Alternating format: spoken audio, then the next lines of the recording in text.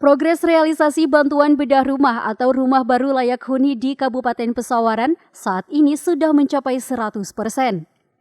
Koordinator Fasilitas Kabupaten Toga mengatakan ada 60 rumah warga tidak mampu yang disentuh bantuan bedah rumah pada 2022 ini. Dikatakannya bantuan bedah rumah tersebut selain struktur rumah juga harus mengutamakan bangunan MCK, di mana MCK merupakan salah satu unsur yang tak kalah penting. Jadi kalau kita bicara program yang sudah turun di Kabupaten Pesawaran di tahun 2022 ini ada 60 rumah di 3 desa, di 3 kecamatan. Nah itu rata-rata sudah 100% semua. Mana aja tuh Bang? 3 desa, 3 kecamatan? 3 desa itu yang pertama di Gedung Tatan Wiono, kemudian di Tegineneng itu Trimulyo, dan yang terakhir di Teluk Pandan ini Desa Cilimus. Dan itu hampir semuanya 100%.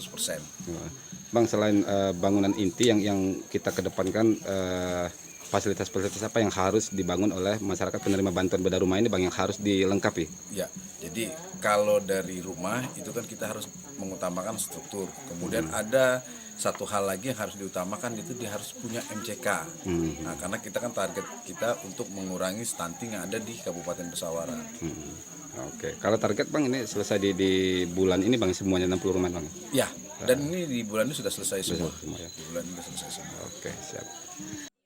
Selain itu, Kepala Desa Cilimus Listiana mengatakan ada 20 warga yang mendapat bantuan bedah rumah di Desa Cilimus, di mana masih terdapat ratusan warga tidak mampu dan masuk dalam DTKS yang perlu disentuh lagi oleh pemerintah untuk mendapatkan bantuan bedah rumah. Ada 20 penerima bantuan.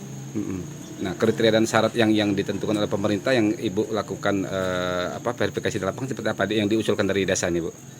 Yang diusulkan dari desa sebenarnya banyak, cuman yang ada di DTKS hanya itu ada 20 itu.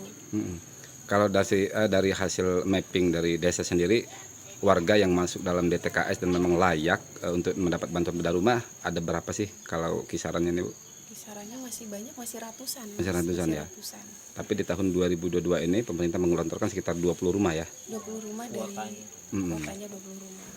Nah, kalau kontribusi dari desa sendiri, semangat dari bantuan bedah rumah ini kan adalah guyup, Bu ya, gotong royong. Nah, bagaimana dari peran desa sendiri untuk bersinergi dengan pemerintah daerah untuk menyukseskan bantuan ini, Bu? Peran desa satu, memberikan semangat kepada masyarakat penerima bantuan bahwa bantuan ini memang bermanfaat sekali untuk warga, dengan memberikan semangat gotong royong, mengajak ART untuk menggerakkan masyarakatnya membantu penerima bedah rumah itu. Biasanya di awal mendirikan itu kan ada proses bongkar, terus pemasangan pondasi, itu biasanya dilaksanakan gotong royong. Oh, oke, siap. Sementara Hanafi, salah satu penerima bantuan, menambahkan bantuan diberikan sebesar 35 juta rupiah dan diberikan dalam bentuk material. Alhamdulillah saya merasakan bahagia membanggakan di sana ke petugas-petugas yang dari kabupaten bahwa ada bantuan bedah rumah yang namanya dana alokasi khusus. Alokasi khusus. Sebelumnya kondisi rumah Abah ini apa? Kondisi papan atau geribik nih, Bah? Sebelumnya? Kalau awalnya itu geribik. Dari tahun berapa Abah tinggal di sini? Kalau itu 2004. 2004 ya? Iya. Baru sekali ini disentuh bantuan bedah rumah, Bah ya? Betul. Berapa sih nilainya, Bah, yang diberikan oleh pemerintah? Waktu kemarin di Wiono itu saya istilahnya dengar dari Pak Bupati itu semuanya itu 35 juta. Cuman yang diterima ini bukan uang, tapi yang jelas material, seharga nilai nominal segitu. Cocok semua setelah dilakukan pengecekan material bata, semen segala macam, cocok semua, Bah ya? Alhamdulillah. Nggak ada yang kurang, Bah ya? Nggak ada.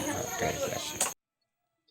Sebelumnya, Kepala Dinas Perumahan Rakyat dan Kawasan Permukiman Pesawaran Firman Rusli didampingi Kabid Perumahan dan Pemukiman Leoni mengatakan, pada tahun ini pemerintah Kabupaten Pesawaran melaksanakan pembangunan rumah baru layak huni sebanyak 60 unit.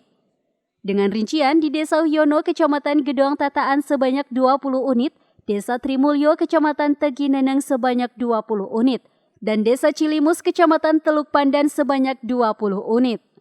Untuk pembangunan rumah baru layak huni bersumber dari DAK dan sharing APBD, dari DAK sebesar 20 juta rupiah dan APBD sebesar 15 juta rupiah, sehingga total sebesar 35 juta rupiah.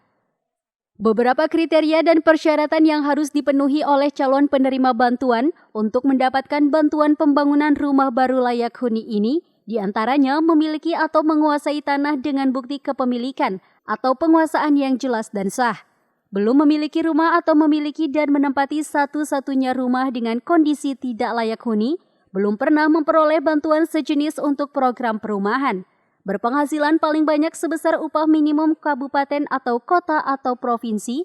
Selain itu, bersedia mengikuti ketentuan program antara lain berswadaya bagi yang mampu, gotong royong, tanggung renteng, dan membentuk kelompok. Rumah dalam kondisi rusak berat hingga rusak total, serta masyarakat prasejahtera dan terdata dalam Data Terpadu Kesejahteraan Sosial atau DTKS. Dari Pesawaran, Fahru Rozi, Saburai TV melaporkan.